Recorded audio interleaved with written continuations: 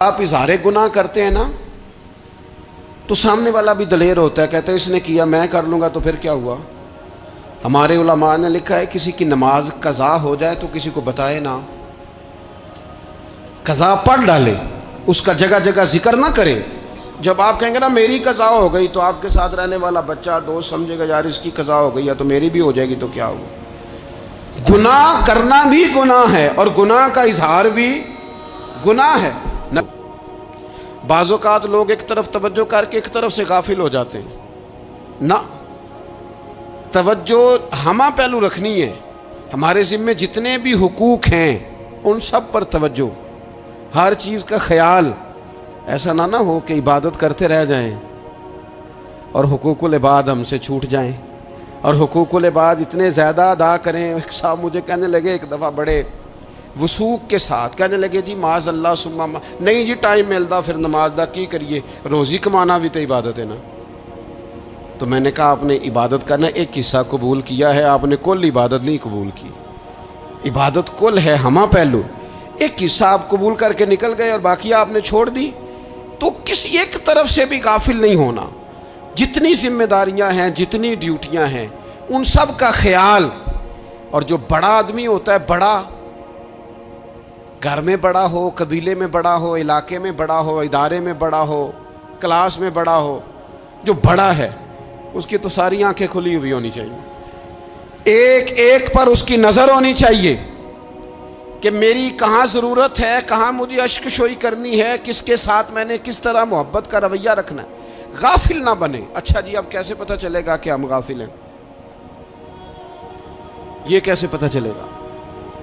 آپ کسی بندے سے بھی پوچھ لیں حالات کیا ہیں تو کہتا ہے اللہ کا شکر ہے کبھی کسی کا دل نہیں دکھایا، اللہ کا شکر ہے جی زمانہ ہو گیا پانچوں نمازیں پڑھتا، اللہ کا شکر ہے جی۔ کیسے پتہ چلے گا غافل ہے؟ پہلی علامت ہمارے علماء اور صوفیاء نے غافل بندے کی لکھی ہے۔ اس آئینے میں میں نے اور آپ نے اپنا آپ دیکھنا ہے۔ غافل بندے کی پہلی علامت یہ ہوتی ہے کہ وہ دنیاوی کاموں میں چست ہوتا ہے اور اللہ اور اس کے رسول کی فرما برداری میں سست ہوتا ہے۔ یعنی نماز کے وقت تو اسے نیند ستاتی ہے، پریشانی ہوتی ہے، لیکن اگر کسی جگہ مال مل رہا ہو، پیسے مل رہے ہوں، وہاں جانا ہو تو پھر اسے کوئی چیز بھی تنگ نہیں کر۔ دنیاوی کاموں میں چست ہوگا، یعنی ٹی وی کے آگے، موبائل کے آگے وہ گھنٹوں بیٹھا ہوا ہے، اور اگر اسے 25 منٹ قرآن پاک سننا پڑ جائے، اگر اسے 20 منٹ دینی محفل میں بیٹھنا پڑ جائے، اگر اسے کہا جائے کہ تو 20 رکعت نماز نفل ادا کر، دنیاوی کاموں میں چست ہے، دینی کاموں میں، یہ غفلت کی پہلی علامت۔ پھر ذاتی معاملات پہ پیسہ خرچ کرنا ہو تو ڈھیر سارا ہے، کسی غریب کی مدد کرنی ہو تو۔ وہ ہمارے ایک دوست ہیں، وہ اکثر کہا کرتے ہیں، وہ کہتے ہیں آج کل کسی سے کہنا فلائی کام میں، دینی کام میں، کسی کی مدد میں کچھ 4 پیسے خرچ کرنے ہیں تو لوگ کہتے ہیں ہاتھ تنگ ہے۔ ہاں کوئی سستا پلاٹ ملتا ہو نا، اور اگر یہ سمجھ آ جائے کہ وہ مجبور ہے بیچارہ بیچنے والا، تو پھر کہتے ہیں میں 2-3 دوستوں کو پھاڑ لے سن۔ ذاتی کاموں میں جب بندہ چست ہو اور دینی کاموں میں سست ہو تو مطلب یہ ہے کہ بندہ غافل ہے۔ پہلی علامت غفلت کی۔ اور غفلت کی دوسری نشانی یہ ہے کہ انسان گناہ کے کاموں کو معمولی سمجھنے لگ جاتا ہے، یہ غافل بندے کی نشانی ہے۔ گناہ کو معمولی سمجھتا ہے، چھوٹا سمجھتا ہے۔ آج کل لوگ کہتے نہیں میں کو اکیلا کر رہا ہوں، ساری دنیا ہی کرتی ہے۔ وہ جناب کیا ہو گیا، اگر یہ غلطی ہو گئی تو بندے سے ہو ہی جاتا ہے۔ گناہ کو معمولی سمجھنا، چھوٹا سمجھنا اور کہنا پھر کیا ہو گیا ہے، انسان سے غلطی ہو جاتی ہے۔ آپ دیکھ لیں کہ سینکڑوں بیسیوں گناہوں کا بوجھ ہمارے سروں پہ ہوتا ہے، لیکن کوئی ہمارا دبدبہ ہے، کوئی ہماری گفتگو ہے، کوئی ہمارے جملوں میں خود پسندی ہے، کوئی ریاکاری ہے، کوئی تصنع ہے۔ یہ غافل بندے کی علامت ہے۔ نبی اکرم صلی اللہ تعالی علیہ وآلہ وسلم نے فرمایا مومن اپنے گناہوں کو پہاڑ کی طرح سمجھتا ہے، یہ بخاری میں حدیث ہے۔ مومن پہاڑ کی طرح جانتا ہے اور وہ ڈرتا ہے کہ کہیں وہ پہاڑ اس کے اوپر گر نہ جائے، یعنی کہیں مجھے میرے گناہ کی سزا نہ مل جائے. چھوٹے گناہ کو بھی پہاڑ جانتا ہے، یار مجھ سے غلطی ہو گئی، مجھے ٹھیک کر لینی چاہیے، مجھے معافی لے لینی چاہیے، مجھے توبہ کر لینی چاہیے. مومن اپنے اوپر گناہ کو پہاڑ کی جانب سمجھتا ہے. اور حضور علیہ الصلوۃ والسلام فرماتے ہیں کہ یہ جو فاسق اور فاجر ہوتا ہے نا، اللہ کا نافرمان، یہ گناہ کو مکھی کی طرح سمجھتا ہے. یہ سمجھتا ہے میں نے اشارہ کرنا ہے، مکھی نے اڑ جانا ہے. مومن کی علامت یہ ہے کہ وہ پہاڑ جانتا ہے، اگر غلطی ہو جائے تو پہاڑ. امام اعظم ابو حنیفہ رحمۃ اللہ علیہ گزر رہے تھے تو بارش ہو گئی تھی اور کوفہ میں کیچڑ تھا، تو آپ نے جو جوتے پہنے ہوئے تھے ان جوتوں سے چلتے ہوئے نا آپ کے پاؤں سے کچھ مٹی اڑی، تو سامنے ایک یہودی تھا، اب اس زمانے میں دیواریں کچی ہوتی تھی، اس کے دیوار پر جا کے وہ مٹی جو تھی وہ لگ گئی. اب امام صاحب بڑے پریشان ہوئے کہ میں نے اس کی دیوار کو آلودہ کر دیا. یہاں تو لوگ اپنی اینٹیں رکھتے رکھتے کئیوں کی دیواریں توڑ ہی دیتے ہیں، اور پھر وہ اس پر ماننے کو بھی تیار نہیں ہوتے، تسلیم کرنے کو بھی تیار نہیں ہوتے. وہ کہتے ہیں پھر کیا ہو گیا، اب ہمارا یہاں گھر ہے تو ہم نے ٹرالی منگوانی نہیں تھی، ہمارا حق بنتا تھا. امام صاحب کے پیروں سے ذرا کیچڑ اڑا، یہودی کی دیوار پہ لگا، اس کی کچی دیوار تھی. امام صاحب پریشان ہو گئے، سوچنے لگے کہ اگر میں دیوار سے یہ کیچڑ اتارتا نہیں تو یہ بھی زیادتی ہے، میں نے اس کی دیوار کو گدلا کر دیا، اور اگر میں اتارتا ہوں تو کچھ مٹی اس کی دیوار کی بھی اتر جائے گی، کچی دیوار ہے، یہ بھی زیادتی ہے. مومن گناہ کو پہاڑ کی طرح سمجھتا ہے کہ کہیں گر نہ جائے، اس کی بھی کہیں سزا نہ مل جائے. امام صاحب نے اس کے دروازے پہ دستک دی، وہ باہر آیا تو اتفاق سے وہ آپ کا مقروض بھی تھا، اس نے پیسے دینے تھے. باہر نکلتے ہی کہنے لگا اوہو آپ تو قرض لینے آ گئے، میرے پاس تو ابھی گنجائش نہیں ادا کرنے کی. تو امام صاحب کہنے لگے تو قرض چھوڑ، وہ میں نے معاف کیا، میرے سے ایک غلطی ہو گئی ہے. میں آ رہا تھا، لکڑی کے جوتے اس زمانے میں کھڑاؤں لوگوں نے پہنے ہوتے تھے، کہا وہ میرے پیروں سے ذرا کیچڑ اڑا ہے، تیری دیوار پہ لگ گیا ہے. اب میں بڑی دیر سے کھڑا سوچ رہا ہوں کہ اگر میں تیری دیوار صاف نہ کروں تو میں نے یہ میلی کر دی، گدلی کر دی، یہ بھی بات درست نہیں ہے، زیادتی. اور اگر میں اسے صاف کرتا ہوں کچی دیوار سے کچھ مٹی اتر جائے گی تو یہ بھی زیادتی ہے. اب تو بتا میں کیا کروں. تو بے موسمہ پھل تھا نا یہ، تو بے موسمہ پھل دیکھ کے بندہ حیران ہو جاتا ہے.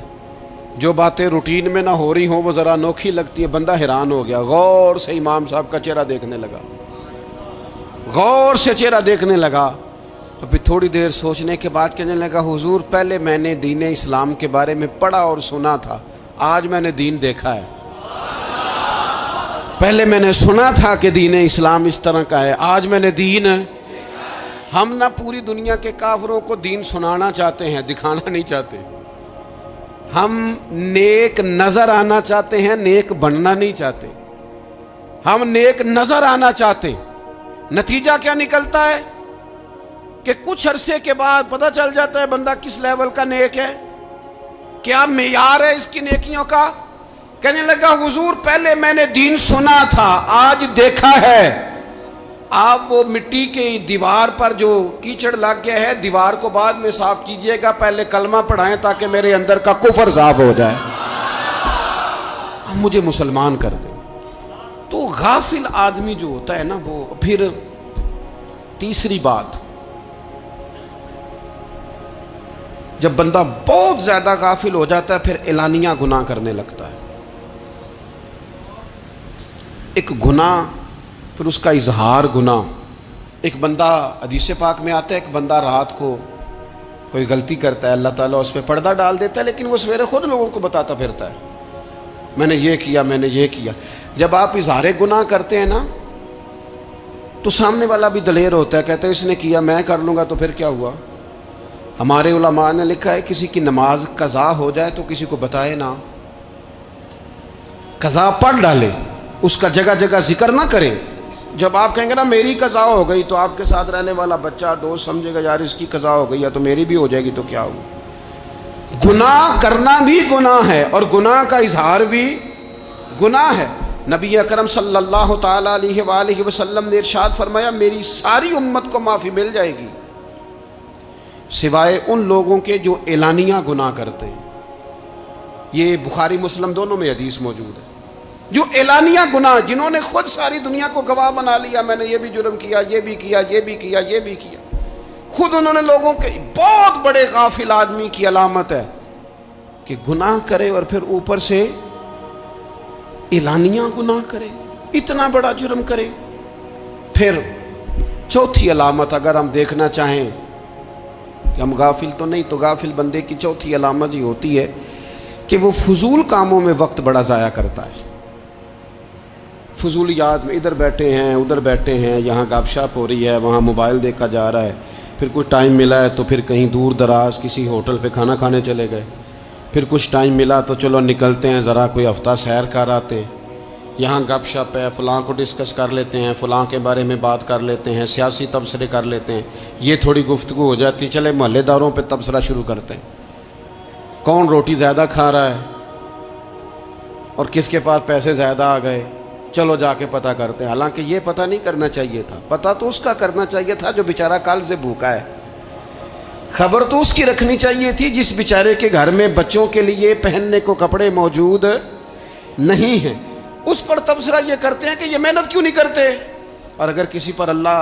عطا کر دے پھر حساب ضرور لگاتے ہیں کہ ذرا معلومات کرو یہ اتنی جلدی آگے کیسے نکل گئے۔ غافل بندے کی علامت ہے وقت کا ضائع کرنا اور فضول کاموں میں ضائع کرنا اور بلا وجہ ضائع، اور ایسے سوالات کرنا جن کی ضرورت ہی کوئی نہیں، بالکل ضرورت ہی نہیں، کوئی مطلب ہی نہیں، لیکن ہم لوگ وقت ضائع، یہ غفلت کی علامت، غفلت۔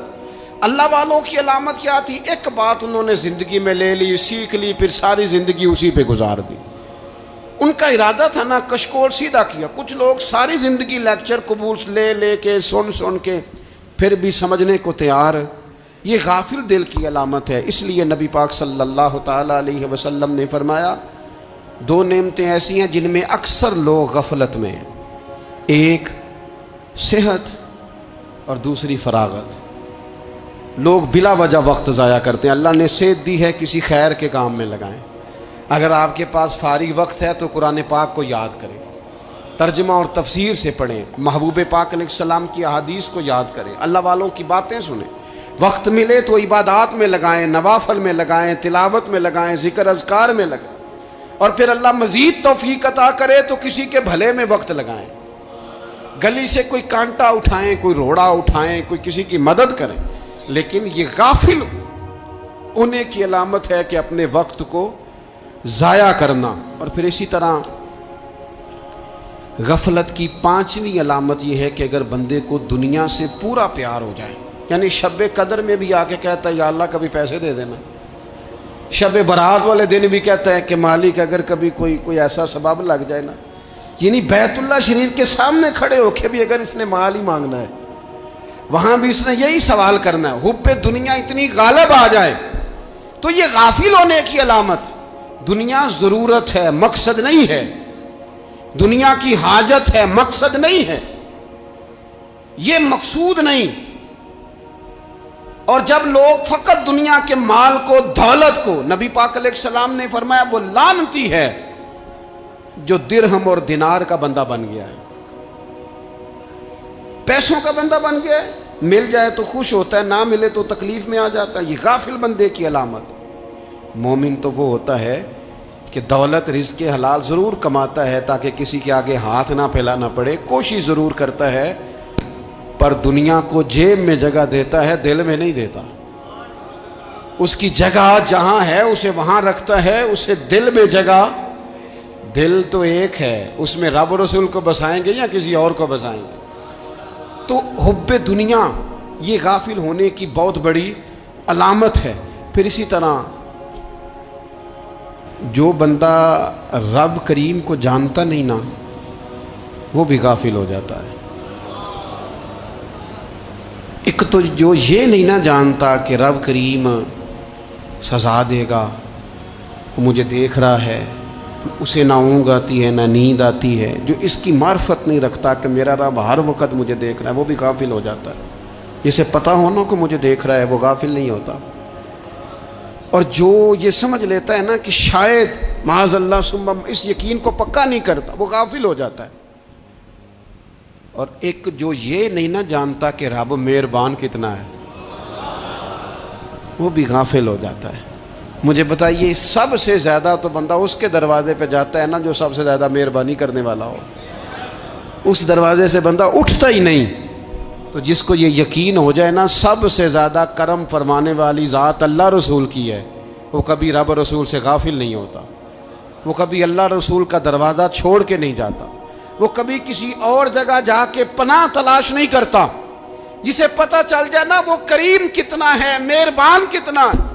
ملا رومی رحمت اللہ علیہ فرماتے ہیں بہت بڑا مجرم تھا ایک بندہ، بہت بڑا گناہگار تھا، بت کو پوجتا تھا، تھک گیا، ساری رات بت کے سامنے کھڑا تھا، معاذ اللہ یا صنم یا صنم یا صنم کہتے، تھک گیا، نیند آ گئی، اونگ آ گئی۔ جب پوری طرح نیند آ گئی اور دماغ پہ نیند قبضہ کرنے لگی تو اس کے منہ سے نکل گیا، صنم صنم کہہ رہا تھا نا، نکل گیا یا صمد، او بے نیاز مالک۔ رب کریم نے فرشتوں سے فرمایا دوڑ کے جاؤ، جو کہتا ہے اسے دے دو۔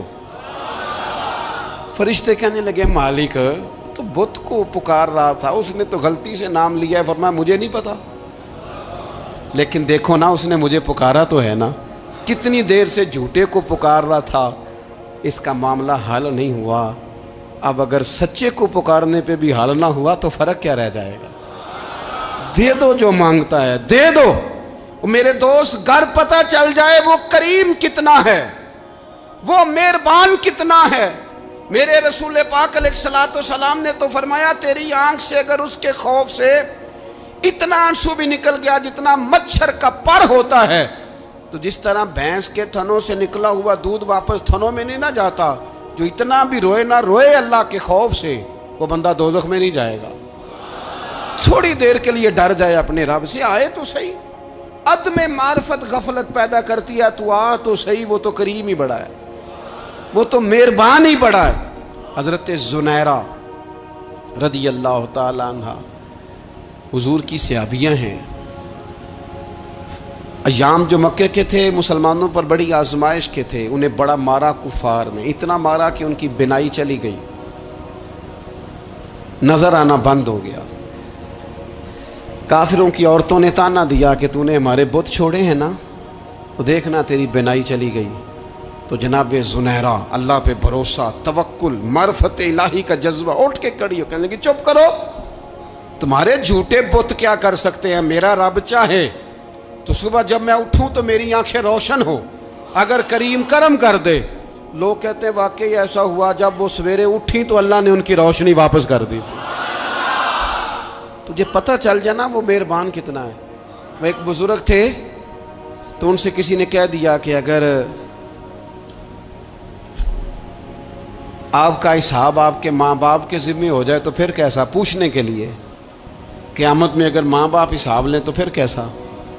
تو بڑے سیانے لوگ تھے جو دل والے تھے، کہنے لگے نہیں، رب کریم ہی ٹھیک ہے، اس لیے کہ وہ ماں باپ سے کہیں بڑھ کر پیار کرنے والا ہے۔ اگر یہ معرفت مل جائے وہ کریم کتنا ہے۔ اور جب بندہ پوری طرح اس کی بارگاہ میں آ کے تڑپ جاتا ہے نا، مولا میں جاؤں کدھر، تیرا دروازہ چھوڑ کے جاؤں کدھر۔ اقبال کہتے ہیں وہ ایک سجدہ جسے تو گراں سمجھتا ہے، 1000 سجدوں سے دیتا ہے آدمی کو نجات۔ تجھے جگہ جگہ جھکنا نہیں پڑے گا اگر تو صحیح معنوں میں اپنے رب کی بارگاہ میں جھک جائے۔ تو میرے عزیز کوشش کرے کہ اس کی معرفت، اس کا کرم، اس کی عطا اور اللہ تبارک و تعالیٰ کے حاضر و ناظر ہونے پر عین الیقین، حق الیقین حاصل کریں۔ اور پھر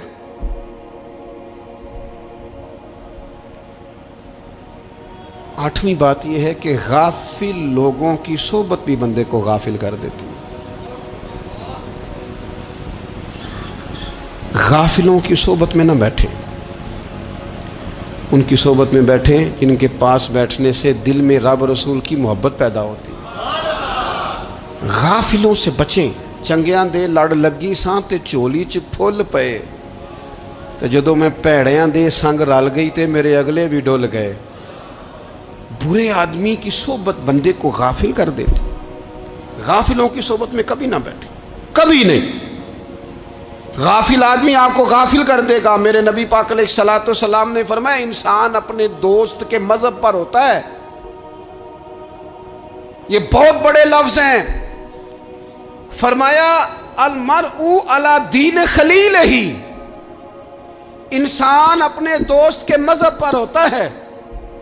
تو دیکھ تو نے دوست کس کو بنایا ہے، جو تیرے دوست کا مذہب ہوگا وہی تیرا ہو جائے گا۔ ہم نے دوست بنایا نا غوث پاک جیلانی کو، ہم نے یاری لگائی ہے نا داتا علی اجمیری سے، ہماری نسبت ہے نا معین الدین اجمیری سے، ہمارا تعلق ہے نا بہاؤالدین زکریا ملتانی سے، ہمارا رشتہ ہے نا حضرت مجدد الفسانی سے، ہم ماننے والے ہیں نا اعلیٰ حضرت بریلوی کے، ہمارا تعلق ہے کبھی جماعت علی سے کبھی مہر علی سے، ہمارا ان سے تعلق ہے تو صبح شام ہماری زبان پہ رہتا ہے بالغ العلا بکمالہ کشف الدجی بجمالہ حسنت جمیع خصالہ صلو علیہ وآلہ۔ ان سے تعلق جڑا ہے نا تو کئی دفعہ تنہائیاں تڑپا دیتی ہیں اور تڑپ کے کہتے ہیں آج سکھ متران دی ودھیری ہے، آج سکھ متران دی، سکھ کہتے ہیں اڈیق کو، متر کہتے ہیں محبوب کو، اج سکھ متران دی ودھیری ہے، اے کیوں دلڑی اداس گھنیری ہے، لوں لوں وچ شوق چنگیری ہے، اج نینا لائیاں کیوں جھڑیاں، سبحان اللہ سبحان اللہ سبحان اللہ۔ پہلے کہتے ہیں سکھ متران دی ودھیری ہے یعنی اداس ہوں، پھر حضور کے جلووں پہ نظر کرتے ہیں، کہتے ہیں سبحان اللہ سبحان اللہ، ماں اجمل کا ماں احسانہ کا ماں اکمل کا، اور پھر فوراً کہنے لگے او کتھے مہر علی، او کتھے مہر علی، کتھے مہر علی تے کتھے تیری سنا، اب ویکھو مشتاق اکھیں کتھے جاڑیاں، بلغ العلا بے کمال کشف الدجی بے، اور میرے اعلیٰ حضرت کہنے لگے سرور کہوں کہ مالک و مولا کہوں تو، باغ خلیل کا گلے زیبا کہوں تجھے، تیرے تو وصف عیب تناہی سے ہیں بری، حیران ہوں میرے شاہ میں کیا کیا کہوں تجھے۔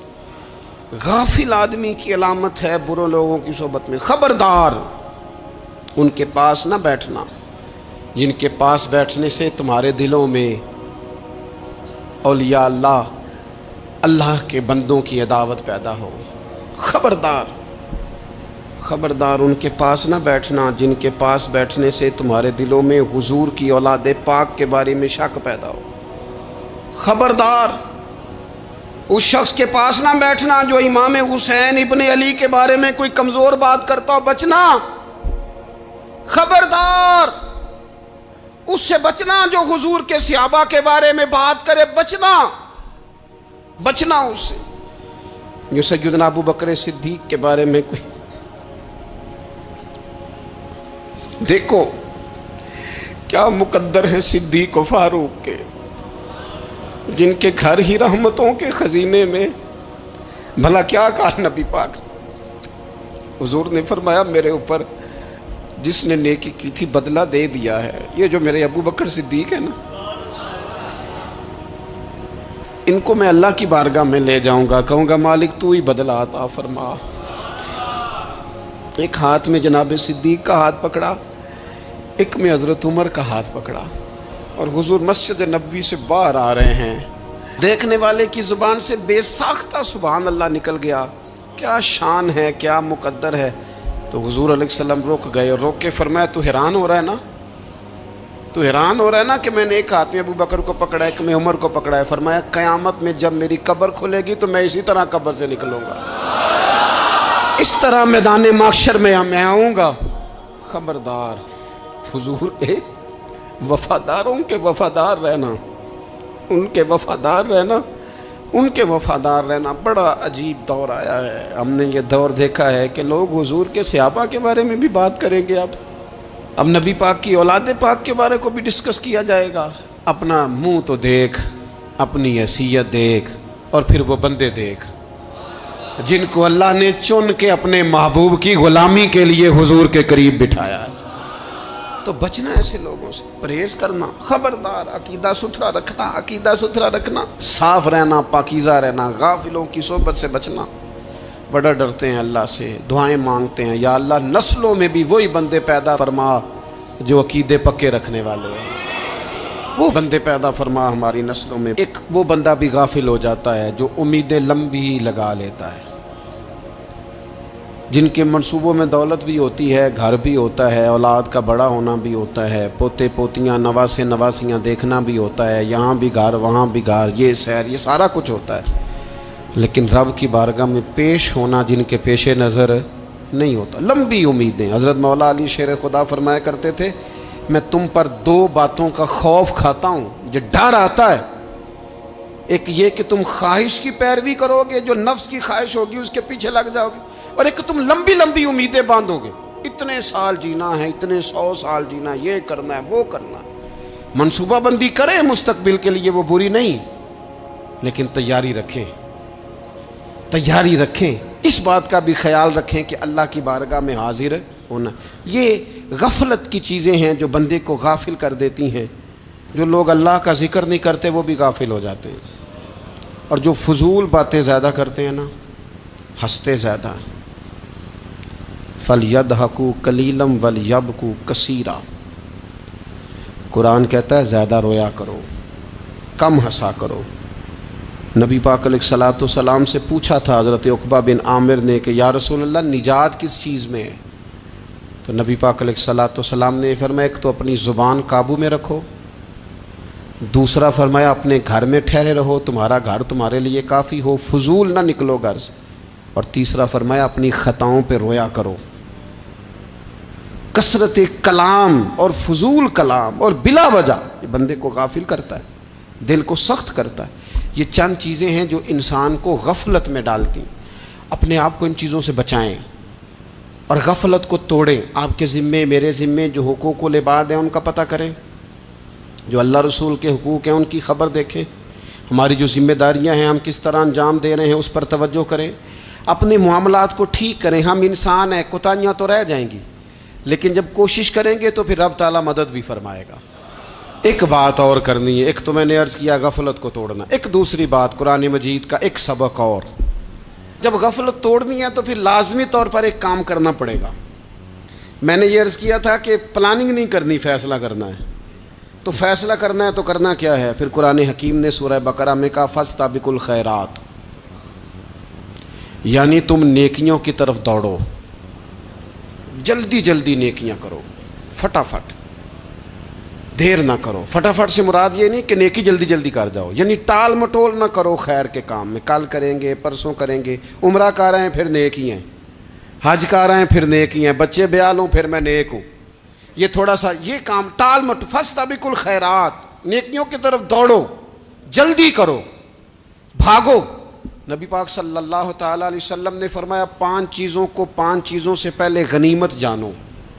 حضور علیہ الصلوۃ والسلام فرمانے لگے ایک تو تم جوانی کو نہ بڑھاپا آنے سے پہلے پہلے غنیمت سمجھ لو۔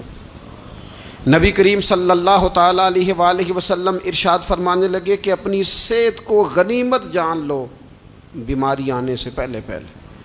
پھر حضور علیہ الصلوۃ والسلام فرمانے لگے اگر اللہ نے تمہیں مال دیا ہے، وسعت دی ہے، تو نیکی کر لو، خرچ کر لو اللہ کے راستے، خدا نہ خواستہ تم پر غریبی آ جائے۔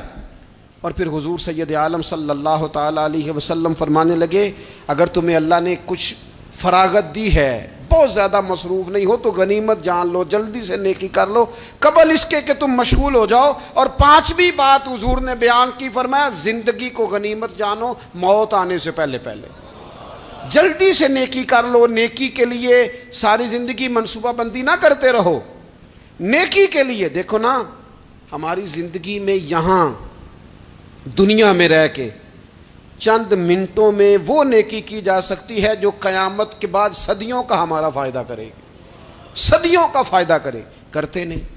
پلاننگ کر رہے ہیں، منصوبہ بندی کر رہے ہیں، بس تیاری کر رہے ہیں، بس حضرت آپ دعا کر دیں، اللہ تعالیٰ دعائیں بھی قبول فرمانے والا ہے۔